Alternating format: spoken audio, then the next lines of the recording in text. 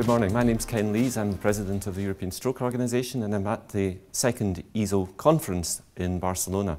And I'm here with Professor Clayton Johnstone to talk about the Socrates Trial. Clay, good morning. Good morning, Ken.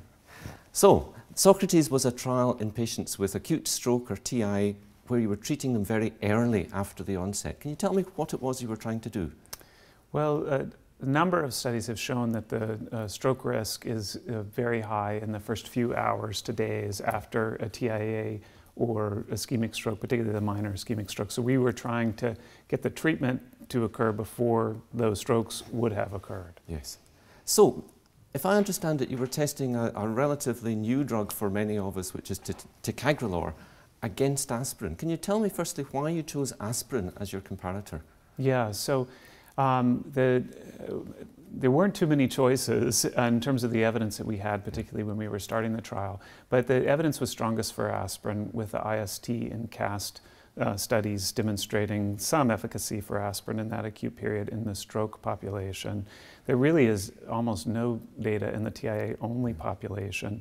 And the data for clopidogrel is pretty limited, and the FDA had told us if we were going to use clopidogrel as a comparator, we'd need to do genetic testing, which made it infeasible to begin treatment right away. Yes. So it was a pretty easy decision. Okay. Now, there must be something that made you think that ticagrelor had a chance of beating aspirin. Yes. So ticagrelor is a P2Y12 inhibitor, just like clopidogrel, but it doesn't require metabolism to become active like clopidogrel does. So it's very rapid acting. And in platelet aggregation studies, it works very, very well and may be superior to aspirin, depends on the studies that you've looked at. And in the cardiac world, there's some evidence that it's superior to aspirin in settings like acute coronary syndrome. So given that, we thought it was a great agent to try. Okay, fair enough. So you did a standard, double-blind, randomized, controlled trial, absolutely rigorous. How many patients were you treating? 13,199. 13,199. Could you not manage just one more to get a round number? Well, it was supposed to be 13,200, but you know, it's when you have so many patients being enrolled in a given day, it's hard to tell everyone stop. Yes. And so we got the number slightly wrong. Okay, now that's a lot of patients. And that implies to me that you have a lot of statistical power, but a lot of statistical power to detect even a small effect. Is a small effect going to be important here? Well, that's a very good question. We were certainly looking for, we were powered up to about 90% power to find an effect that was moderate, I would say. Yeah. And is that going to be important? Well, strokes are very expensive. You know, the impact is tremendous, and we're talking about short-term treatment that's not very expensive. And so from a societal perspective, a small effect could easily have been justified. The population benefit multiplied by the huge number of patients who would be able to access the treatment would make a big difference. That's exactly right. Okay, now we've talked about the design, we've talked about the treatments and so on. Tell me, what about the results? So unfortunately, the trial is negative. There were numerical differences between the two groups, and in fact, the ultimate p-value was 0.067 for the primary outcome.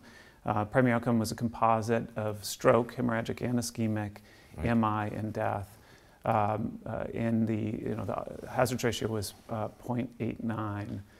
In favor of which treatment? Oh, in favor of ticagrelor. So, yeah, the trend was towards ticagrelor, but not significant. Well, you called that a negative trial, and I would call that a neutral trial. I think you missed what you were looking for, but it wasn't negative. It wasn't against ticagrelor. What about safety? Was that in favor of one or the other? Yeah. So, well, no, safety was similar. The rates of major hemorrhage, that was our primary safety outcome, were similar in the two groups.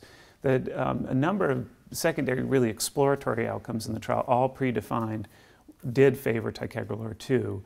So the stroke risk actually the composite outcome at 7 days was significantly in favor of ticagrelor.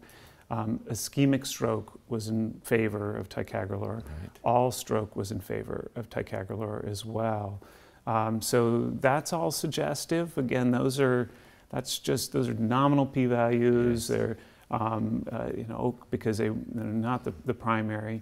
And then safety-wise, pretty much a wash. Some nuisance hemorrhages a little more common in the ticagrelor group. These were just non-adjudicated, non-serious hemorrhages, but major hemorrhage very similar in the two groups, and rare. So you've got a trial that has shown a strong trend, I would say, in a positive direction. How is that going to affect your treatment of patients?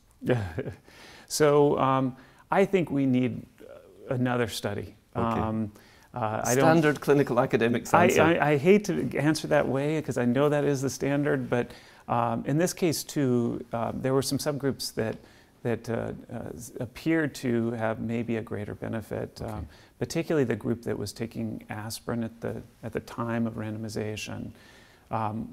Aspirin, of course, can have residual effects that last for a number of days after the last dose. And so it may be that that was a group that effectively was on aspirin ticagrelor versus aspirin, a more similar comparison that like we're seeing in Pointer, like we've seen in Chance. So we're particularly interested in that group. Based on these studies, the FDA, well, who wants to comment on what the FDA or EMA will do, but unlikely we'll see a labeling change, I would guess, based on this. And I'm sure some people will say, at least a good alternative potentially, but we obviously can't recommend that based on this trial. Indeed. Now, can I just go into one intriguing point about it that at least has intrigued me? I think you excluded patients who were getting TPA. Is that correct? That's correct, yeah. Now, how would that, do you think, have influenced the type of patients and the sort of chances of seeing a positive effect? Yeah, that's a good question. We didn't want to get into issues about are we adding to hemorrhage risk with a brand new agent never tested in this setting on top of TPA. So that's the reason they're not in the trial. But we know that that group is at risk for having recurrent events. Perhaps even at greater risk. Yeah, and that group, the other group that we excluded, mostly excluded, were patients where there was a planned endarterectomy or other carotid intervention within a week. And we know that's a high-risk group as well. There we were trying to get away from risk of bleeding with an intervention or necessitating unblinding if people wanted them on dual antiplatelet. And it would have been very difficult to interpret the outcomes when you know they're being operated on within a very short period of time. That's right. But we do know that there were, even prior to getting surgery, there are a number of events that occur in that short span of time. It's high. And so it may make sense clinically to ultimately to treat those patients. I'm not, certainly not based on the trial results. Okay. Well, look, it's a fantastic trial, very impressive, a huge effort, and I think that even a neutral trial, a trial that's testing treatments that are out there that we can use, that is as important as a positive trial to us as clinicians. I think that's wonderful. We may want to know more about this. Where are we going to be able to read more about this, please? Yeah, so you clearly are a Bayesian, which is interesting, and I agree, I understand that what you're saying about, in effect, a neutral as opposed to a negative trial. It'll be published today in the New England Journal. Fantastic. Well, congratulations. Thank you very much indeed, Clay. Hope you have a good meeting here and good luck with your future research. Thank you very much.